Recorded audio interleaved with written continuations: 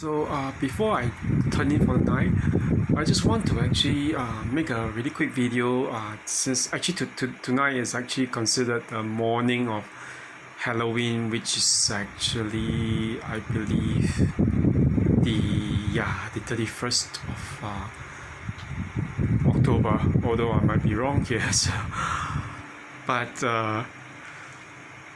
there's this one thing that I've been thinking about. I mean, I don't really celebrate Halloween, so it doesn't really matter. And the thing is this, I just came across the idea of scrupulosity.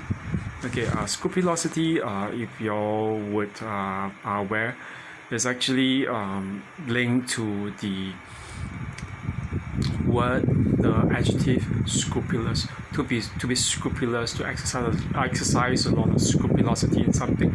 So it's a point where you actually give way too much attention to something, and sometimes it's not even really necessary.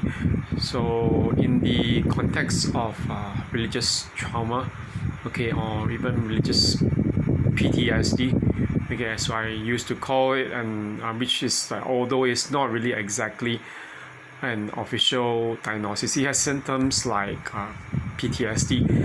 And one of the symptoms that I came across while actually researching and reading about it and doing stuff like watching videos and all stuff in counseling, and one of that particular traits is actually scrupulosity. Okay, so I actually believe that those who have actually been through that form of emotional, psychological, and spiritual abuse in religious circles, I don't just mean Christian circles, although the context of the most of us, what we are familiar with, is actually Christian. So I believe that those people who experience it would probably report that they have an excessive sense of scrupulosity.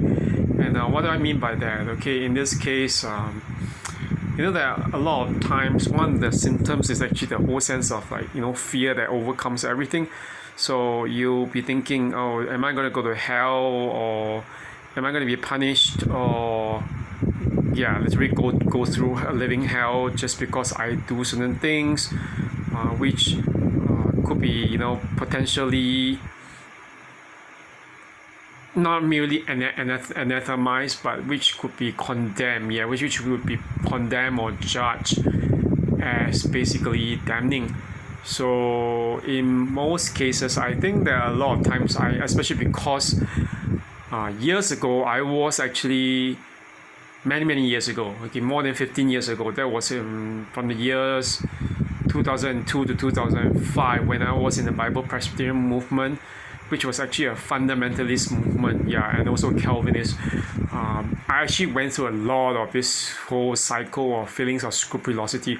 I'm not saying that I've gotten out of it. In fact, now that I come to think about it, even after having left the Bible Presbyterian Church from 2005 onwards, I always keep on realizing, I'm always falling back in that whole cycle, that feeling of being damaged. And one aspect of scrupulosity is that it makes you feel that you're never good enough. Yes, you're not ever good enough for anyone, not even for God, not even for yourself.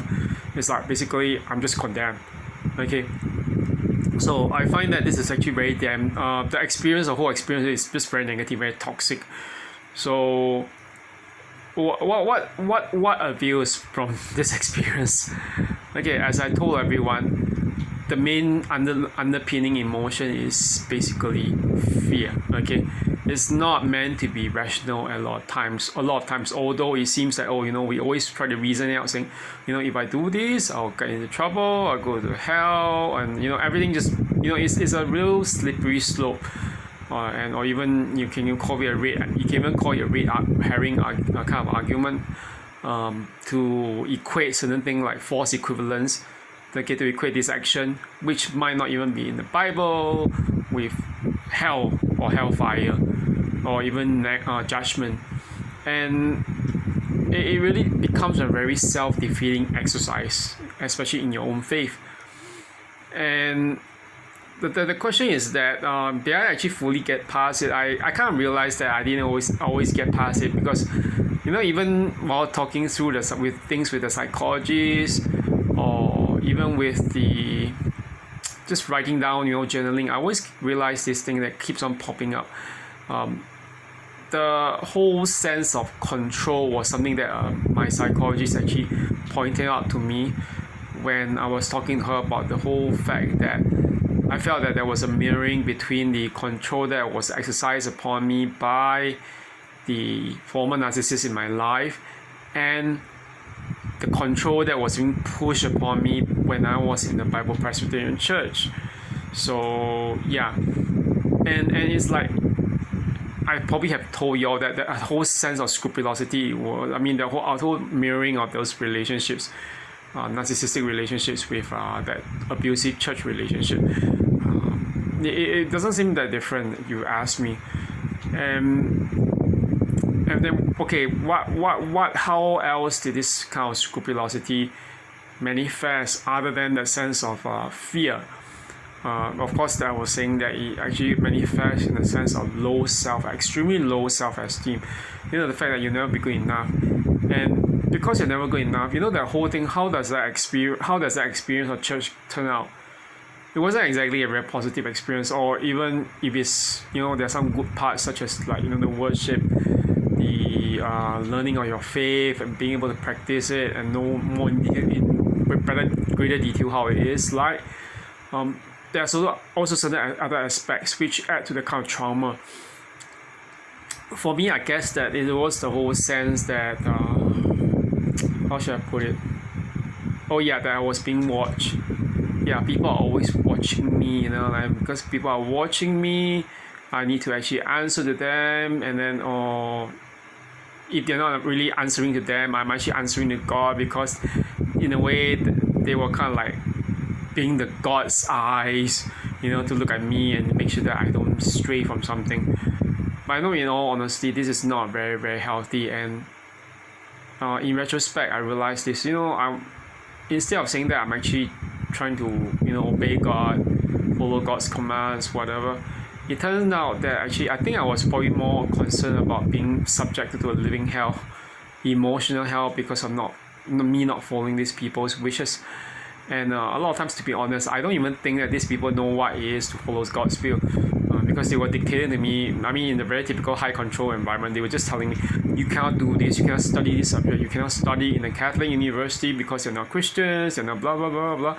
And it's like, it didn't make sense to me. Okay, it felt way traumatizing. Your so-called friendship is not real friendship, and things like, I'm telling this, I told this to other people. What the f?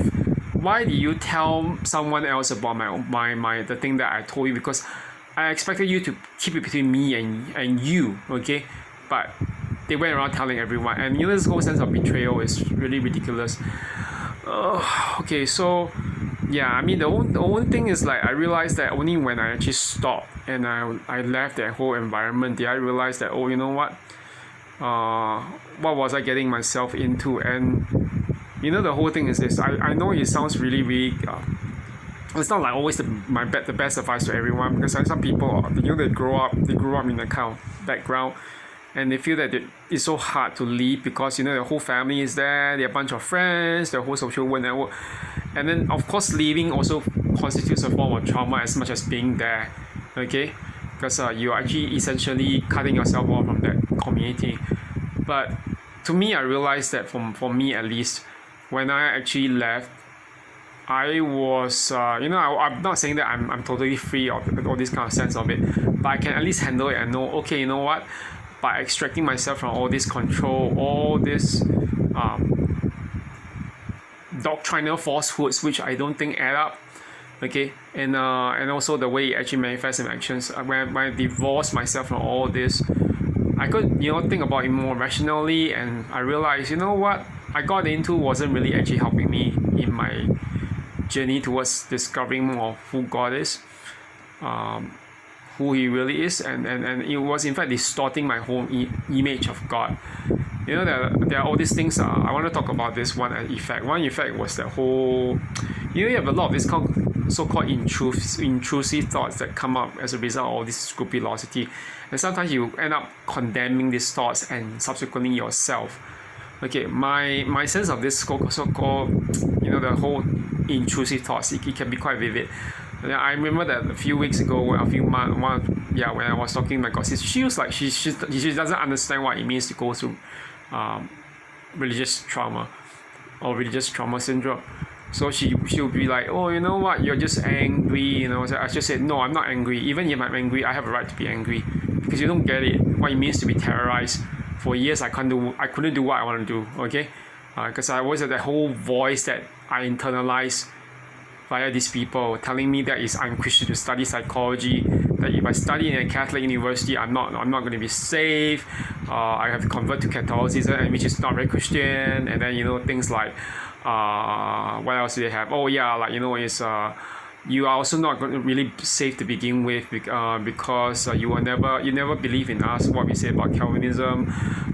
We are safe, but we are doing this because you don't want you to go to hell. And what else? And oh yeah, because you became an Orthodox Christian, you are therefore not really Christian to begin with. You are a heretic, schismatic. You will burn in hell, and all this bunch of scares and everything. The intrusive thoughts that resulted as from me internalizing all these voices or all these people would be simply, sometimes it gets very vivid. It's just like in my head halfway through the day when I think about it, or something, something I will be like, fuck John Calvin and his followers, his Calvinist followers. Fuck the Calvinist preachers nowadays, fuck them all, or fuck the reformers. Literally, yeah, I mean, I'm sorry for swearing, but this is basically what I thought. And yeah, only when I removed myself did I realize, what, I don't need to get through this. I need to let go. So I know it sounds very, very easy from my point of view, but I mean, from the way I'm describing it, but it's not in reality. So I don't want anyone to get the impression that it is so easy as cutting off. I know it's not easy to do that, but I think that what we need to do is to really learn to manage a shift within ourselves, to realize within ourselves, manage a shift within, a very conscious shift within ourselves, to realize that our whole sense of self-identity is not really based on these people and their evaluation of us. Okay, we need to just really divorce and detach ourselves from that kind of sense of dependence or other people's perceptions of us. So yeah, anyway, and then we also need to just also stop gaslighting ourselves, to make we need to realize that this is not the way that God isn't judging us this way. I don't think He is. I mean, at least we know that we are not ever going to I mean, the basic fact is this: we are not ever going to be totally perfect, but we are seeking to be the best we can. Okay, so realizing this is it made me realize this. There's no perfection, at least not now, but there's a lot of progression, and we can always progress. And progression is not to please these other people. Okay, it's really just because we know that